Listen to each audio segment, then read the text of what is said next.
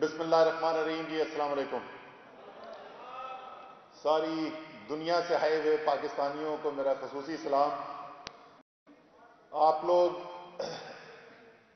پاکستان کا سرمایہ تو آپ لوگ عمران خان کے دل کی دھڑکن بھی ہو. ہر میرے خیال میں ہفتے میں 2 دفعہ تو ہمیں سننے کو ملتی ہے. ابھی ہماری پرسوں ایک میٹنگ ہو رہی تھی، انہوں نے پھر ایک اہم میٹنگ کے اندر انہوں نے کہا میرا ماننا یہ کہ اس ملک کو اوورسیز پاکستانیز نے اٹھانا ہے اور اس کے ہمیں آثار بھی نظر آنے شروع ہو گئے. خیر یہ بات کہ اوورسیز پاکستانیز نے پاکستان کے لیے خصوصاً پچھلے 3.5 سال میں کیا کیا ہے، اور پچھلے 3.5 سال میں عمران خان نے اور تحریک انصاف کی حکومت نے کیا کیا ہے جس سے اوورسیز پاکستانیز کا سر فخر سے بلند ہوا ہے، یہ میں اس پہ کل بات کروں گا. اور کل تھوڑی زیادہ میں دل میرا ابھی بھی کر رہا ہے، جیسے آپ نے ریسیپشن دیا ہے کہ ایک جذباتی قسم کی تقریر کروں، لیکن میں اس کو تھوڑا ہولڈ کروں گا. تھوڑی سی میں آپ کے ساتھ ہی سنجیدہ ایک پولیٹیکل انالیسس آپ کو دینا چاہتا ہوں، بنیادی جو آج میں بات آپ کے ساتھ کرنے کے لیے آیا ہوں. اور کیونکہ انہوں نے ڈاکٹر صاحب کا حکم تھا کہ سیاسی تجزیہ کرنا ہے، سیاسی تجزیہ جو میں کروں گا نا جی، وہ موجودہ صورتحال جو ہے اس کے اوپر میں تھوڑا بہت کامنٹ کر دوں گا، لیکن اس کا جو لارجر کانٹیکسٹ ہے اور جو اس کا تاریخی پس منظر ہے میں اس کے اوپر بات کرنا چاہتا ہوں. اور یہ بات میں کوئی 10 دن سے کر رہا ہوں. خاص طور پہ پاکستان ایک مشکل ملک. اعظم جمیل صاحب آپ نے ایناٹول لیون کی کتاب پڑھی ہے، پاکستان اے ہارڈ کنٹری؟ زبردست کتاب، نیو یارک ٹائمز کا کارسپونڈنٹ 10-15 سال پہلے اس نے کتاب لکھی، بہت زبردست کتاب. وہ آدمی واقعی پاکستان کو سمجھتا ہے. تو اس کا ٹائٹل ہے پاکستان ہے ہارڈ کنٹری. واقعی پاکستان ایک مشکل ملک ہے، اندرونی چیلنجز بے تحاشا ملک کے اندر اندرونی چیلنجز ہیں. اس کے ساتھ ساتھ ایک ایسے خطے میں پاکستان ہے جو خطہ ہی اپنے بھرپور چیلنجز کے ساتھ ایک ایڈیشنل ایک فلیور دیتا ہے. کسی بھی دنیا میں اگر آپ دیکھ لیں، پچھلے صدی کو دیکھ لیں، پرانا بھی دیکھ لیں، لیکن پچھلی ایک صدی آپ دیکھ لیں کہ جہاں کوئی سپر پاور گیا کسی خطے کے اندر، اس نے حملہ کیا، ادھر جنگ ہوئی، تو وہ پورے کا پورا خطہ جو ہے تباہی دیکھتا ہے.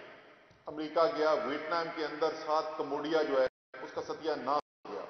اور وہ آپ میں سے میرے جیسے عمر رسیدہ جو ہیں ان کو یاد ہوگا، وہ کمبوڈیا میں کھوپڑیوں کے پہاڑ لگے ہوئے، وہ سارا فال آؤٹ تھا جو ویتنام وار کے اندر ہوا. روس آیا ہمارے خطے کے اندر، لیکن روس پہ میں بعد میں آتا ہوں. افغانستان عراق میں گیا امریکہ، اور آپ دیکھیں ساتھ شام کی جو تباہی ہوئی ہے وہاں پر کیا حالات پیدا ہو گئے ہیں. پاکستان کے قریب افغانستان کے اندر ایک نہیں 2 سپر پاور جو ہیں انہوں نے آ کر حملہ کیا اور قابض ہوئے افغانستان کے اوپر، اور یہ تقریباً 40 سال کے اوپر یہ سلسلہ محیط ہے. اور اس کا فال آؤٹ جو پاکستان کے اوپر ہوا، 80,000 پاکستانی شہید ہو گئے، اربوں ڈالرز، کیا hundreds of billions of dollars کا اکنامک لاس ہو گیا، اپرچونٹی لاس ہوا. یہاں پہ فارن انویسٹرز نے آنا ختم کر دیا، کوئی ٹریولر نہیں آتے تھے. ہماری ایکسپورٹ کے جو بائرز ہیں وہ پاکستان نہیں آنے کا تیار ہوتے تھے، کہتے تھے دبئی میں میٹنگ ہو. میرا اس وقت ورلڈ کے اندر تھا، اور مجھے یاد ہے ہمیں اس وقت ہم انٹرنیشنل جوائنٹ وینچرز نیگوشیٹ کر رہے تھے، ہر میٹنگ ہمیں دبئی جا کے کرنی پڑتی تھی. انٹرنلی چیلنج، خطے کے اندر چیلنج، اور پھر آپ ہوں پڑوسی ایک ملک کے جو دنیا کا دوسرا سب سے بڑا ملک ہو آبادی کے لحاظ سے، اور وہاں پر حکومت ہو نریندر مودی جیسے آدمی کی، جو پاکستان کو پریشر وہاں سے فیل کرنا پڑتا ہے. اس کی بالکل جو واضح جو کھلی مثال ہے وہ تو آپ نے جس طریقے سے بالاکوٹ پر حملہ کیا گیا، جس طرح پاکستان کو پریشرائز کرنے کی کوشش کی گئی. وہ اور بات ہے کہ میں باقی میں دل سے مانتا ہوں کہ عمران خان پہ اللہ تعالیٰ کا خاص سایہ ہے. تو وہ دنیا کے سب سے سوفسٹیکیٹڈ جہاز لے کر جو آئے اور بالاکوٹ پہ انہوں نے حملہ کیا، تو 12 درخت اور 1 کوے کے علاوہ مارا انہوں نے کچھ بھی نہیں. اور اس کے بعد جو رسپانس تھا، میں اس رسپانس پہ بھی آؤں گا، لیکن اس رسپانس کی وجہ سمجھنے کی کوشش کریں. تو اتنا مشکل حالات کے اندر اگر اس قوم نے مقابلہ کرنا ہے ان چیلنجز کا، اور کرنا ہے انشاءاللہ، یہ ہمیں کوئی تحفے میں تو ملک ملا نہیں تھا. ہمارے باپ دادا نے اس ملک کو بنانے کے لیے جد و جہد کی، محنت کی، قربانیاں دیں، لاکھوں جانیں گئیں. تو اس لیے جو ملک اتنی مشکل اور اتنی محنت اور اتنی قربانی کے ساتھ بنا ہے، اس کو انشاءاللہ تعالی اسی طریقے سے قائم بھی رکھنا ہے اور مزید مضبوط بھی کرنا ہے، اور اس کے لیے جو بھی قربانی چاہیے وہ قربانی بھی دینے کو تیار ہے. لیکن اس میں کامیابی ہونے کے صرف جذبے سے کام نہیں چلتا، صرف جذبہ کافی نہیں ہوتا. اس میں کامیابی کے لیے بڑی سادہ سی چیز ہے کہ اگر آپ نے کامیاب ہونا ہے تو ملک کا متحد ہونا ضروری ہے. یہاں سے قریب، اگر آپ کو، مجھے بھی لیٹ یاد آیا، آئی کوڈ ہیو ارینجڈ، کچھ لوگ اگر جانا چاہتے، سب کو تو نہیں اکوموڈیٹ کر سکتے، ایک NCOC کا آپ کو وزٹ کراتے، آپ کو دکھاتے کہ وہاں پہ کام کیا ہوا ہے. کیوں بل گیٹس نے واپس جانے کے بعد مجھے لکھا ہے، اور اس خط کے اندر وہ لکھتا ہے کہ میں نے NEOC اور NCOC کو جو وزٹ کیا ہے was blown away by the work that I saw. وہ کیا کام وہاں پہ ہوا ہے. لیکن اگر وہاں پہ آپ انٹر ہوں گے تو ادھر سامنے وہ وائٹ بورڈ ہے. یہ 100 ڈے ایونٹ جو 100 دن جب ہو گئے تھے NCOC بنے ہوئے، تو ہم نے پرائم منسٹر اس دن آئے، انہوں نے ایونٹ کو چیئر کیا، آرمی چیف تھے اور دوسرے لوگ آئے ہوئے تھے وہاں پر. تو سامنے وہ وائٹ بورڈ تھا اور سب نے اپنے اپنے ریمارکس لکھے، اور میں نے جو وہاں پہ ریمارک لکھا وہ لکھا کہ پاکستان نے ایک دفعہ پھر ثابت کر دیا کہ جب پاکستانی مل کر کام کریں، متحد ہو جائیں، تو دنیا کا کوئی بھی چیلنج ہم اس کو میٹ کر سکتے ہیں. تو یہ اولین ہماری ریکوائرمنٹ ہے. اب ذرا دیکھیں اس کو دو مختلف پہلو سے میں آپ کو بات کرتا ہوں کہ کیوں عمران خان پاکستان کی ضرورت ہے. یہ ذرا میں آپ ذرا سمجھنے کی کوشش کریں. سب سے پہلے دیکھیں سیاسی پاکستان جو ہے وہ مختلف لسانیت بولنے والوں کا ملک ہے، مختلف ایتھنک آئیڈینٹیٹیز رکھنے والوں کا ملک ہے. پاکستان کے اندر کچھ چائنا کی طرح 97% ہان ایتھنک پاپولیشن ہے کہ جو نیچرلی ایک یونائٹڈ فرنٹ ہو. اس ملک کے اندر اس وقت صورتحال یہ ہے کہ مسلم نون بنیادی طور پہ ایک GT روڈ کی پارٹی،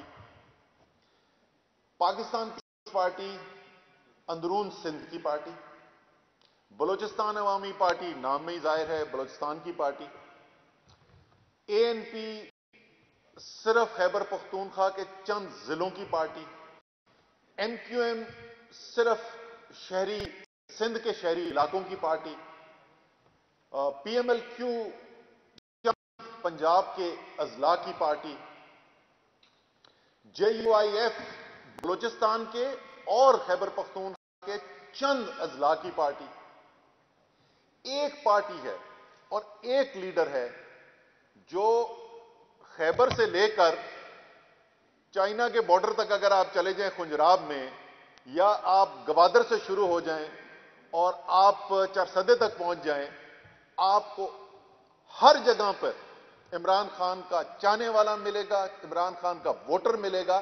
اور اس کا نتیجہ، یہ صرف زبانی میں بات نہیں کر رہا، اس میں بھی کوئی شک نہیں، میں اس پہ بھی بات کروں گا آپ کو، میں اس پہ بھی بات کروں گا.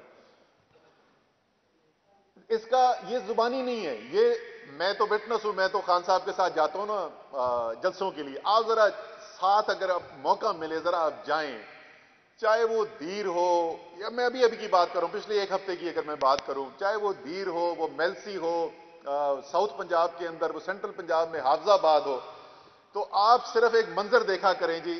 اب خان صاحب آگے چل رہے ہوتے ہیں، ہم پیچھے چل رہے ہوتے ہیں، ان کے کوئی چند قدم پیچھے ہوتے ہیں، اب سیڑھیوں سے اوپر جاتے ہیں. اب مجھے پتا ہے کہ وہ جیسے ہی سٹیج پہ خان گیا، آپ ریاکشن دیکھیں، اس سے فرق ہی نہیں پڑتا کہ پاکستان کا کون سا کونا ہے. وہ صرف سننے کے لیے نہیں آئے ہوئے، وہ عاشق ہے خان کے جو وہاں پر آئے ہوئے.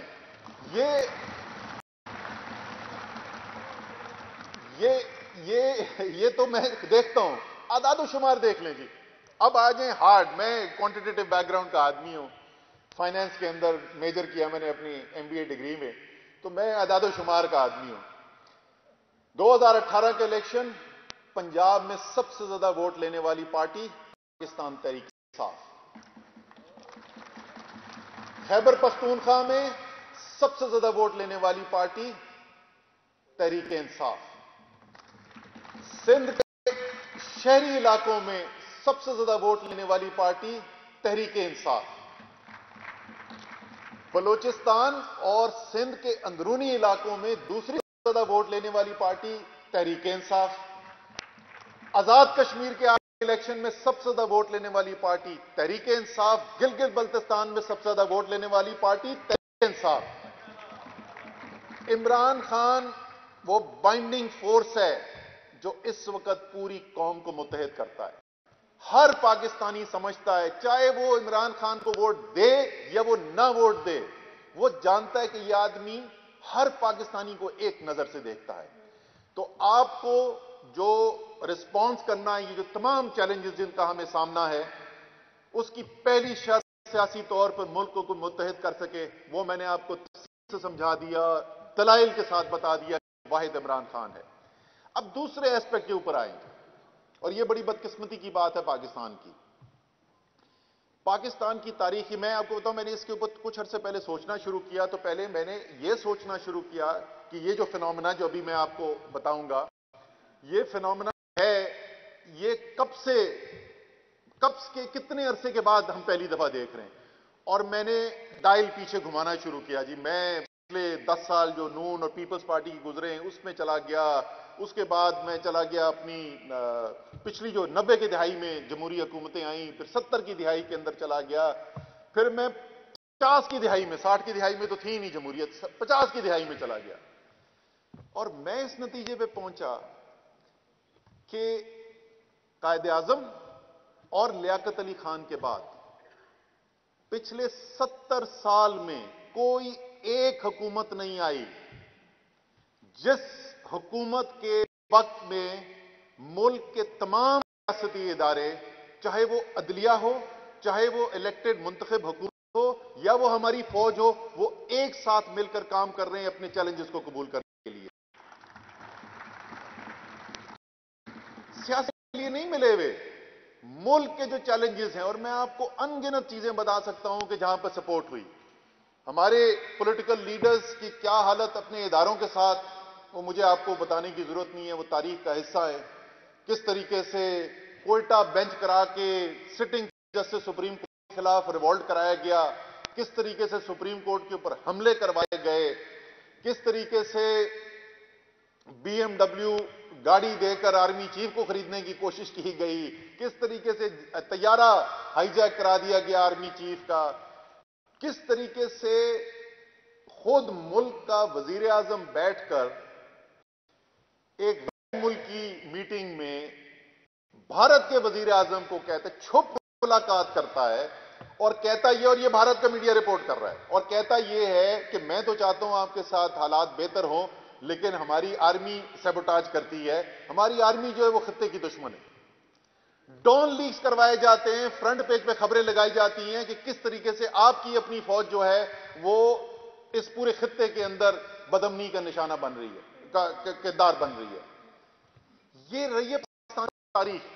इसीलिए ये जो तूफान आप ना पिछले 3 साल से हम सुन के थक गए, कभी वो सिलेक्टेड, कभी वो जी 1 पेज और वो न्यूट्रल, पता नहीं क्या क्या हम सुनते रहते हैं।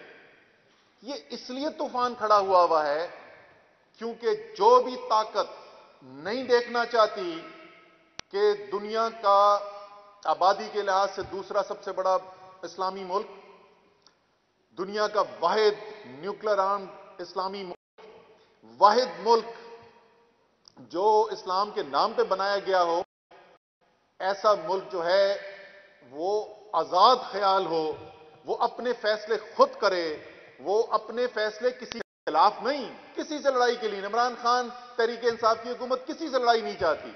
हम तो अगर नरेंद्र मोदी जैसी हुकूमत शिद्दत पसंद वहां पर बैठे में, अगर ऐसी हुकूमत ना हो तो इमरान खान भारत के साथ भी ताल्लुक बेहतर करने के लिए काम कर सकता है। किसी के साथ हम नहीं चाहते कि हमारी रिश्ता खराब हो, लेकिन फैसला सबको पता है। अगर किसी को पहले नहीं भी समझ में आई थी तो अब समझ में आ गई कि फैसला इमरान खान ने वो करना है जो वो समझता है कि उसकी कौम की जरूरत है, उसकी कौम की बेहतरी में।